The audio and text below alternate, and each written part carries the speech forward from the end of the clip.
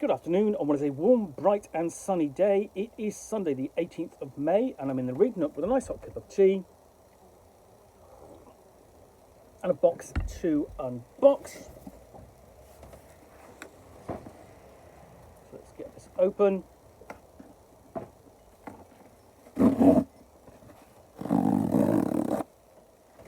Okay, I'll split it down the middle and then pull it away at the sides. There we go. To try and get into the box. And here's what you can see. But if I open this fully, oh, okay.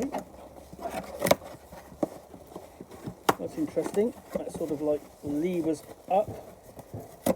There we go. And almost front and back, that's what you can see. It's the same book, 2 copies. And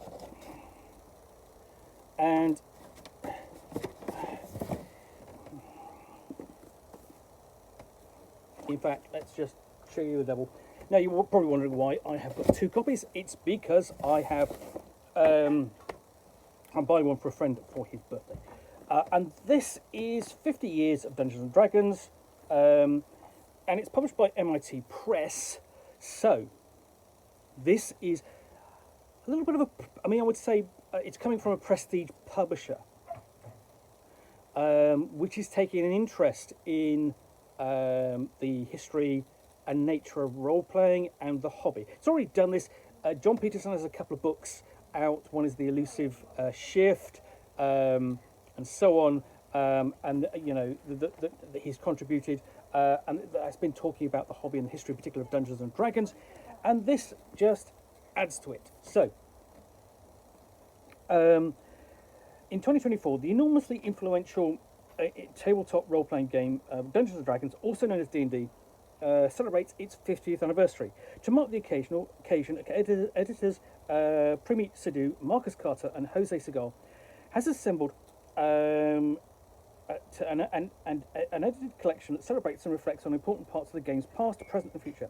Each chapter in 50 Years of Dungeons and Dragons explores why the non-digital game is more popular than ever, with sales increasing 33% during the COVID-19 pandemic, despite worldwide lockdowns, and offers readers the opportunity to critically reflect on their own experiences, perceptions, and play of D&D.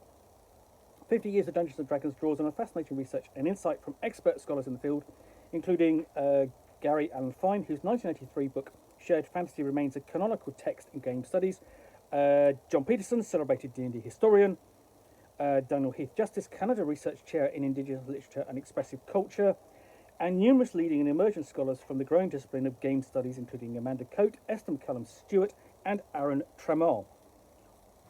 Chapters cover a diverse range of topics from D&D's adoption in local context and classrooms, and by queer communities through speculative interpretations of what D&D might look like in 100 years that aim to deepen the reader's understanding of the game. And then basically we have backgrounds of the different editors. Excuse me. Let's have a few for you. So I've got quite a detailed blurb there. So this really is a book, basically, if you're interested in the hobby in general, interested in Dungeons and Dragons in general as well, not just, whatever iteration that you're playing right now or a retro clone of that iteration. Because it's important that you really kind of reflect upon the impact and nature of Dungeons and Dragons and what it's done to create the hobby. Here we've got the page of contents. And this book is exploring and celebrating that. Preface, acknowledgements, and then it starts off with, is this the golden age of Dungeons and Dragons? And that's been a topic of conversation over the past decade or so, especially with really 2 things happening, well 3 things essentially, if you take essentially the publication of Dungeons and Dragons 5th edition, which has been incredibly popular. And then of course you have its portrayal in 2 different forms of media. You have the essentially the YouTube series done by Critical Role, and then followed by, along with its portrayal on the television series Stranger Things. So here's the introduction. We're really sort of like talking about exploring that question and looking at some of its history. Quite a short piece, but it has footnotes at the end of the essay. Quite extensive footnotes, actually, so they're going to be interesting to read as well as the actual essays themselves. And then we have essentially an introduction to designer vignettes. Before we get into the actual meat of the book, looking at vignettes of various designers. Before the first book, we have Fantasy Games at 50 and Academic Memoir. And you're talking about, essentially, this is by Gary Allen Fine, who wrote Shared Fantasy. And it's interesting to note that the Shared Fantasy, essentially, you think about back to that book when it was written in 1983, was really talking about Dungeons and Dragons, whereas the Shared Fantasy today is primarily online. And then we have a piece from Jon Peterson, who is the historian.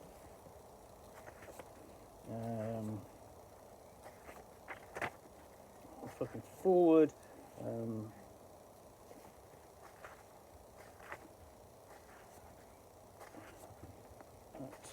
then Combat in Dungeons & Dragons, a short history of design trajectories.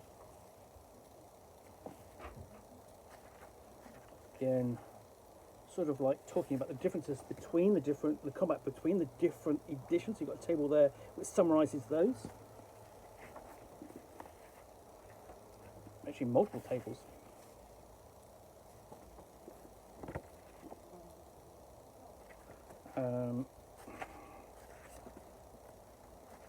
So this is actually quite a lengthy look at combat in Dungeons and Dragons.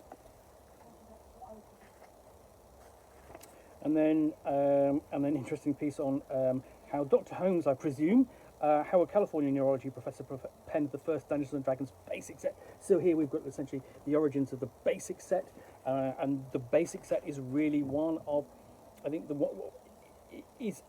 if you look at sort of like Dungeons and Dragons, essentially you've got original Dungeons and Dragons, 1974, 1978, 77. You've got basic Dungeons and Dragons from Dr.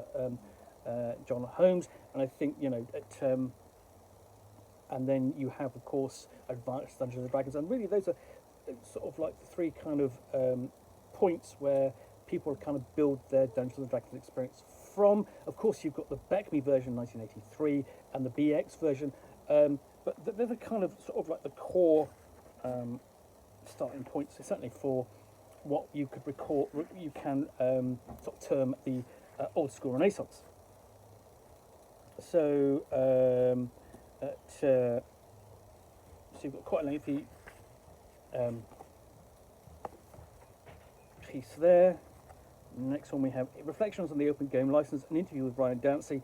So this is interesting because we now come up to more, not quite up to date, because we are talking in the year 2000 with the introduction of 3rd edition and the Open Game License, and what that did to change the industry, because you have a lot of publishers getting in and attempting to publish content for Dungeons and Dragons, adapt existing game settings to Dungeons and Dragons, writing new ones and so on. So reflecting upon what the effect of that was. Playing custom and curious history of Dungeons and Dragons based digital games modifications, because there have been a lot of Dungeons and Dragons computer games over the years. Some of them well remembered, others not. So that's going to be interesting. Again, another interesting article to read. A Return to the Magic Circle, Dungeons and Dragons and Friendship, and the Magic 50 years on. Because the other thing that happened with Dungeons and Dragons 5th edition, and then with lockdown, people came back to it. We've actually got quite a famous cartoon here. The Papers and Paychecks cartoon from essentially the Dungeon Master's Guide, and then nice illustrations. So it's essentially a group playing around the table. And then another designer vignette influencing Dungeons and Dragons. And then you're going to be amazing the immersive effect and performative play in Dungeons and Dragons. Here we are talking about the effect of Critical Role and its rise to prominence and influence, because after all, it is now famous enough to attract an audience who will watch them play on stage at Wembley Stadium. That's utterly amazing. The other D&D religions in Dungeons and Dragons, from deities and demigods to today, difficult subject. Really, if you go back to deities and demigods, people worship. You think about the Satanic Panic and certain communities not wanting to see others worship fake, or pretend gods, as it were, or even contend with demons and devils, even if they're made up. Spelling with dice, the role-playing of Dungeons and Dragons in contemporary speculative fiction. Okay, how that is coming out of the hobby and into other arenas. In this case, of course, fiction, classrooms and Dungeons and Dragons, learning from Dungeons and Dragons.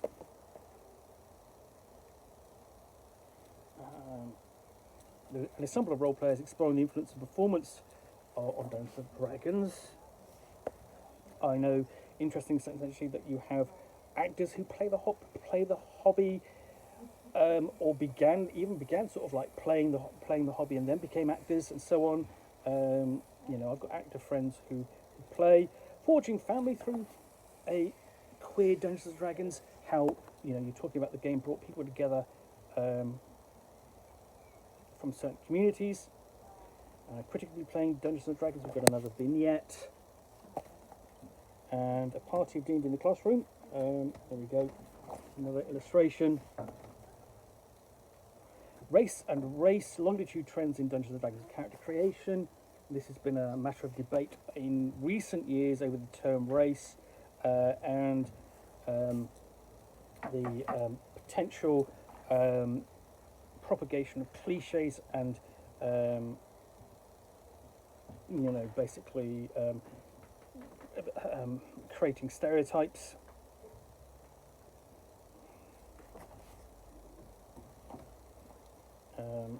It's a difficult, contentious subject, but it's one that is worth exploring. Hack the Orcs, Loot the Tomb, Take the Land, reflection on settler colonialism, indigeneity, and otherwise possibilities of Dungeons and Dragons. Again, this is going to be from an indigenous people's point of view, something that we don't necessarily get in the hobby, and again, that makes an interesting read. It's approaching Dungeons and Dragons from a different angle. Seeking the unimaginable, rules, race, analysis, and desire in Dungeons and Dragons. Okay. Defamiliarizing Dungeons and Dragons, playing out Western fantasy in Singapore. There is the game has a reach far beyond the English-speaking world, and some of that is beginning to leak back into the English-speaking world. And again, that's really great because it's again other voices looking at the game from a different angle. Soft communities of vicarious deviance. Okay.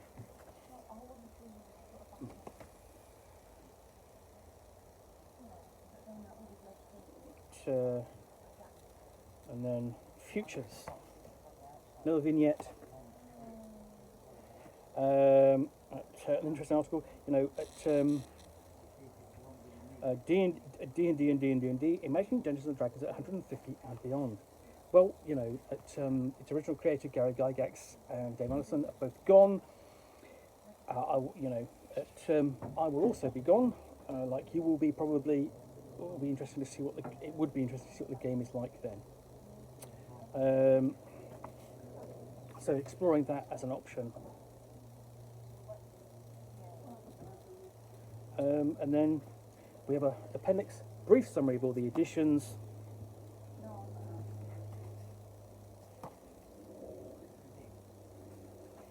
Contributor biographies.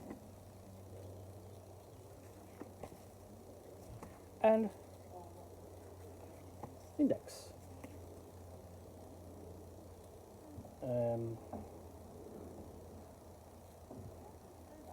So yeah, that's nicely detailed. And that's it. That's 50 years of Dungeons and Dragons. That looks like an absolutely fascinating read. especially if you've got an interest in the history of Dungeons and Dragons and the history of role-playing. So, I hope you enjoyed this unboxing in the Nook. If you did, then please do click on the like button down below. And if you've got any comments or feedback, I do appreciate you taking the time to post those. And lastly, if you want to be alerted to get more unboxings in the Nook, where you will see me out here with a box, typically containing a role-playing book, supplement and so on. In this case, a book about the history of Dungeons and Dragons, which and its cultural impact, which I will talk about to the best of my knowledge for roughly 10 minutes or so. All, of course, accompanied by a nice hot cup of tea. Then please do click on the subscribe button down below. Thanks again for watching another unboxing of the Nook. I will be back again soon with another one. Bye for now.